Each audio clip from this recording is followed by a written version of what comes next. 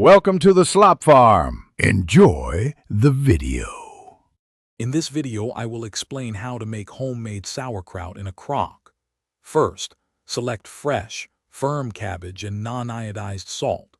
Shred the cabbage into thin strips, then weigh it and add 2% of its weight in salt.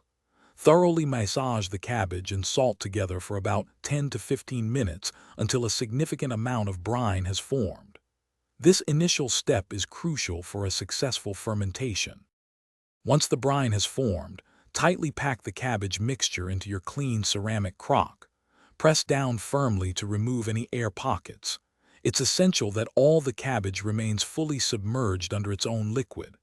Place a plate or follower on top of the cabbage, then add a weight, such as a clean rock or a water-filled jar, to keep everything below the brine. This prevents spoilage. Now place your crock in a cool, dark spot, ideally between 60 and 70 degrees Fahrenheit. Over the next few weeks, check your sauerkraut regularly.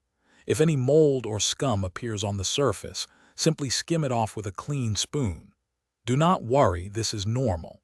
The fermentation process usually takes 3 to 4 weeks, developing a rich, tangy flavor. Taste it periodically to find your preferred sourness.